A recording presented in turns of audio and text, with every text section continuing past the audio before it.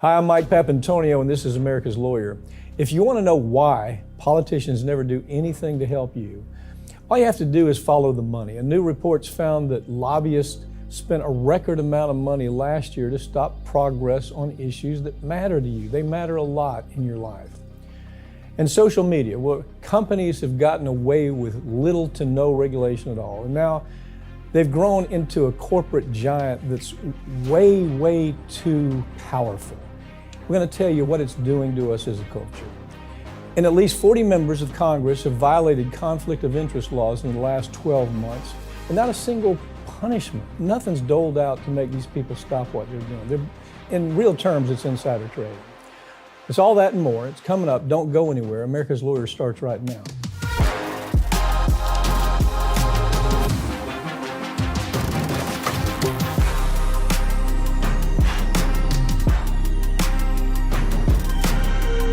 The numbers are in, and lobbyists set a record last year by spending billions of dollars to make sure that corporations get everything they want from elected leaders in Washington. I've got Ring of Fire's Farron Cousins with me to talk about it. Gee, you know, we've done so many of these stories over the year, but right now when it gets to $4.2 billion, and you've got the Chamber of Commerce, who's one of the big people that are trying to, more immigration so they can bring in people. If the worker cuts their arm off, we'll ship them back to Nicaragua, or killing the possibilities of consumer lawsuits. Those are the two big things. They want to kill the right for a lawyer and a claimant to go into court and recover when a company has killed them with a bad product. Though that's really big up there. And CEO wages. Buddy, they're spending a lot of money on making sure that CEO wages stay as high as possible. And last but not least, globalization. We want to globalize because we can have this work done less expensively in India, and we're going to make more money.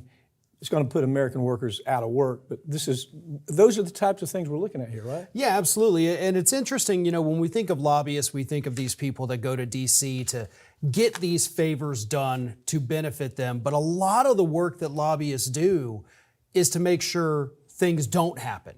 That's the big thing that people really have to understand. It's not that they want legislation to pass. It's mostly protecting the status quo. I mean, if you're a billionaire or if you're a CEO or if you're any kind of corporation in this country right now, things are great for you. And they're getting better by the day. Like with the things you mentioned here, no regulations, and that's because they stop all that legislation. But they want to preserve that. They've got to make sure that we don't get to pass more laws where instead of 10 pharmaceuticals, we can negotiate prices on, maybe we get 100. So they stop any kind of progress. And it is these scumbags, I'll call them, because their job is to make... I'm good with that word. Their job is to make sure that everybody watching this, that your life doesn't get better. Yeah. That is their goal in life. And they will spend, like you said, $4.2 billion in the last 12 months alone to make sure that you can't afford your prescription drugs, you can't put food on the table, you can't afford to buy a house or even rent a house. That's their job every day they go to work. And these legislators are out there with their hands like a bunch of just disgusting, shameless punks, taking all of the money. And you know what? You can't miss this. The Supreme Court knew exactly what they were doing with Citizens United. Okay? They were changing the balance of power. If you read if you just read the petitions and the briefing that was done on Citizens United, here's what you see. The discussion was that, first of all, the media is dead. Okay? There is no investigative journalist to protect consumers. That just doesn't happen anymore. Most of the time, the lawsuit that's brought starts the media. That's the first thing. The second thing was that there are no regulations anymore because corporations, the U.S. Chamber of Commerce, owns most of the regulators. And so that's the second thing that used to protect us. The third thing is that there was a balance of power on political influence until this level of money started coming in. Fourth thing. There used to be a balance with the judicial dominance, okay? There wasn't judicial dominance where it was all corporate. And don't get me wrong, the corporate judges, it's not just Republican. Right. We have as many Democrats appointed hey, this is a good judge. Well, it's a good judge because they're good on social issues maybe, but they're terrible on consumer issues. So those four things occurred. Citizens United came along, and the people that were saying, look, this is what's happening. You give them all this money, and it's game over. It is, and we've seen that now for far too many years, where anytime, we sit here, we do stories talking about, oh, it's a good piece of legislation. This would make a difference in your life. This would protect you from this kind of pollution or this kind of toxin or put more money in your pocket. None of it ever comes to fruition, and it's because of these lobbyists. And what they've also found now is, well, okay, Washington, D.C., we've pretty much broken it. Oh, totally. But we've still got states that are trying to do things that we don't like, or we need them to do things we do like. So now they're pumping more money into the states than ever before. Because you can get more done local. Exactly. Yeah. And, they've broken D.C. to the point they say, okay, our work here is done. You're a bunch of morons. We can't accomplish it. This is a nuance that you and I have talked about. It's really a nuance to this story. When they can make social media reporters, or whatever you want to call it, when they stop us from telling stories like this, it's a home run. And you know what? They're already trying to do that. Yeah. The way that they're buying up social media, the way they're getting legislation that supports social media, that makes independents like us go away. The other thing they're doing is they're attacking us, just straight out attack, saying that we're somehow harmful to democracy. The David Pakman and Sam Cedar and TYT and Ring of Fire and Fair and Balanced and this show, that this is all hurting democracy. And they actually have people out there that are attack dogs that have come after us, right? Yeah, and they've literally said it is a threat to democracy. That's not an overstatement. For us to tell stories like this. Right, Yeah. And it's a threat to corporations because we're exposing the truth, but a threat to democracy. We're the only folks out there actually working to save it. So we're doing our best, kind of hands behind our back. Social media companies have been operating with little or no oversight and virtually no regulations for way too long. And it's past time that we start holding them accountable. 230 sucks. 230 is a disaster, and nobody seems to understand why. You understand why. You've done a lot of stories on it. Let's talk about it. Yeah, Section 230 of the Communications Decency Act, going back to the 90s, says that, listen, if you're a social media or if you're a website at all, you're not held liable for something that somebody else puts on your website. Now, if I'm a news organization that has a TV station, if I'm CNN and I bring on a guest and the guest says something completely defamatory, me, even though I didn't say it as the network, I get sued for defamation and I lose and I pay out the nose pretty big for that because of what somebody else said. Social media websites take advantage of the fact that they know they can't get in trouble. So they allow basically this Wild West mentality of anything goes, we're not responsible, so y'all just go out there and do whatever. This was a Bill Clinton deal, okay? Yeah. Bill Clinton believed his press was so bad. He thought, if I make this deal with social media, they're going to take care of me, they're going to take care of Hillary. Didn't work out like that, but that's where 230 came from. Yeah. It is, we're going to let you do whatever the hell you want to do, and you're going to be bulletproof. There's only one exception, and that has to do with copyright law. Right. And truthfully, they could do the same thing. They could do the same thing across the board. Look, kids are at risk here. It's not just kids the truth is at risk. Democracy is at risk when you really look at the fact of how a system can be so turned up on its head with factual stories that are way beyond being factual. And all of the things that they're doing, nobody has called them and said, and really made them answer the question. Now, they've been called before Congress several times. Yeah. And every time they go, this is their line.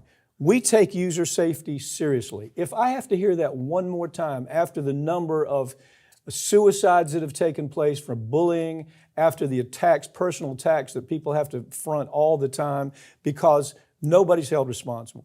This is a system out of control. They're multi-billionaires who don't want to spend the money to monitor. That's what it's about. We don't want to spend the money to properly monitor. They can, but they won't. Right, and these people who created these social media websites are now among the richest people in this country. So they have the money to do the oversight. They just don't want to part with any of it.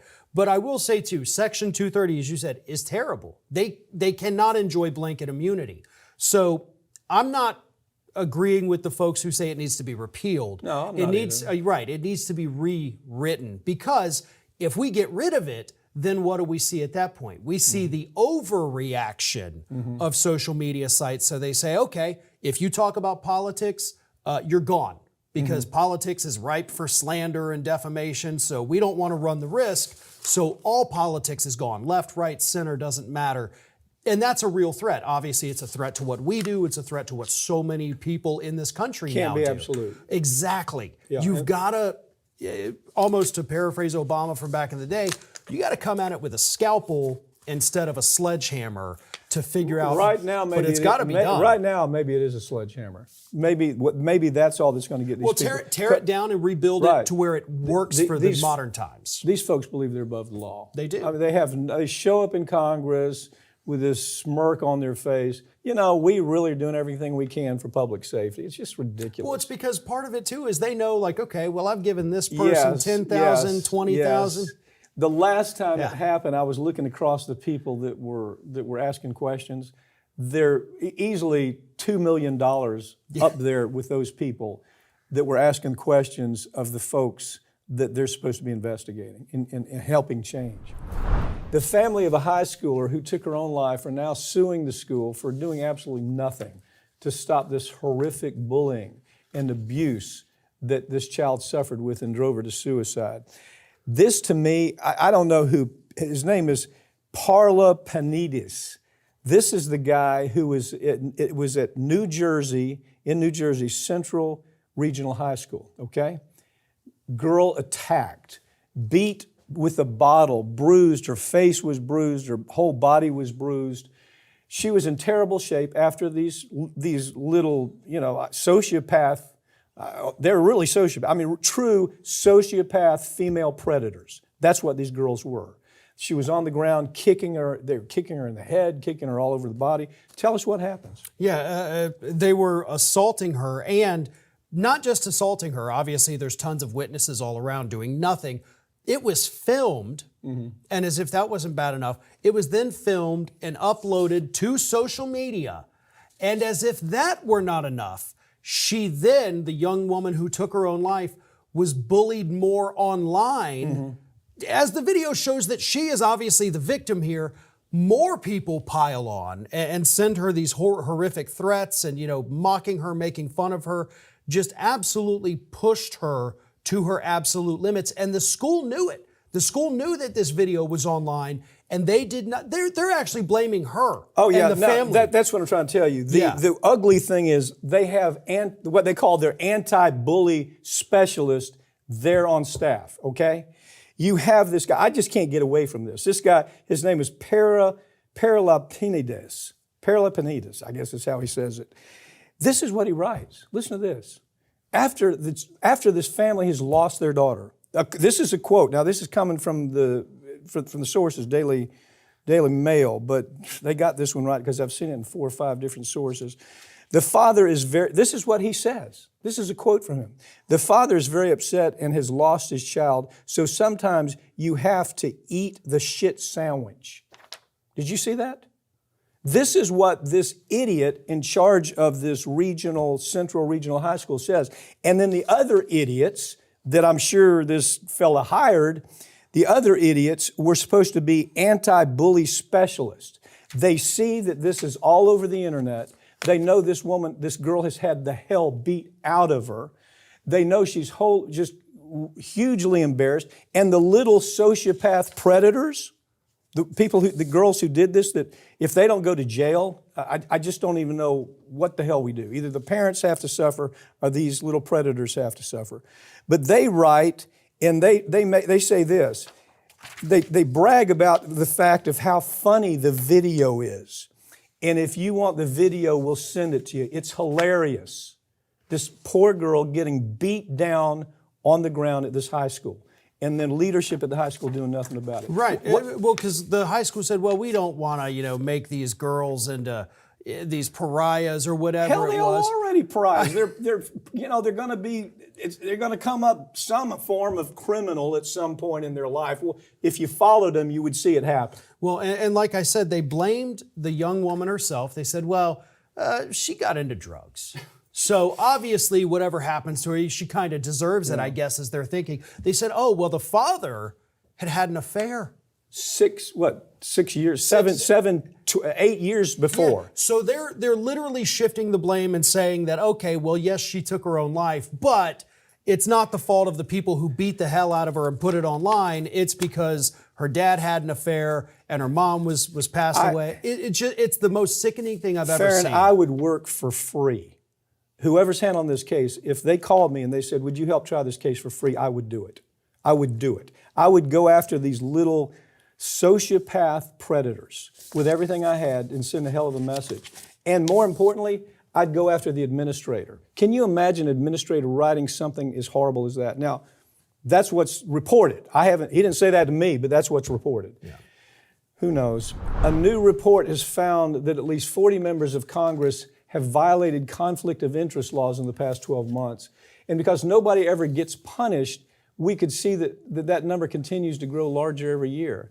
Wow, this is, go to Congress, not because you're going to do anything, not because you're going to help consumers, not because you're going to pass any law that's good for climate, not because you're going to pass any laws good for health care. Go there because it's a big money maker. It's a huge money maker, isn't it? It is. What's funny about this, let me throw some numbers out here. 40 members, at least that we know of, violated the Stock Act. 40. Do you know how many pieces of legislation this Congress passed in that same amount of time? 20. Wow. So we had twice as many violations of a federal law than we had pieces of new legislation passed the chamber. That's how insane this is. They're more concerned about trading their stocks and making their money than they are about actually legislating. The numbers are staggering.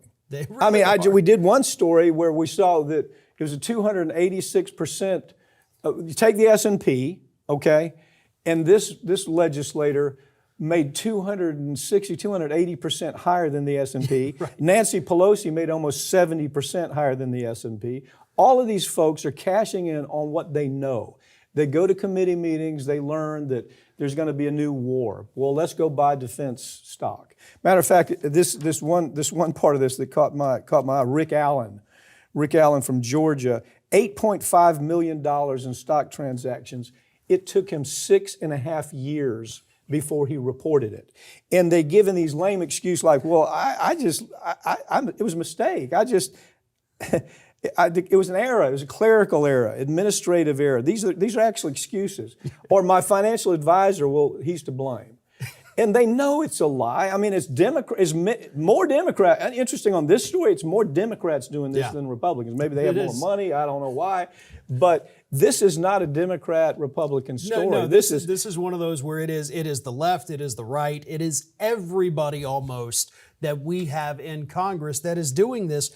And they do it because, as we've talked about before, the penalty when they get caught, if they get caught using their insider knowledge to make $20 million on a stock trade, the penalty is $200. And in most instances, the ethics committee actually waives the fees. Yeah. So there's no fee. But okay, if you have to pay $200 to make $1 million, hell yeah, I'll take that transaction all day long. Yeah. Because that's a small user fee at that point. I love this quote. It's by Brian Baird. He's a Democrat in Washington State. He says, I'm so tired of these excuses.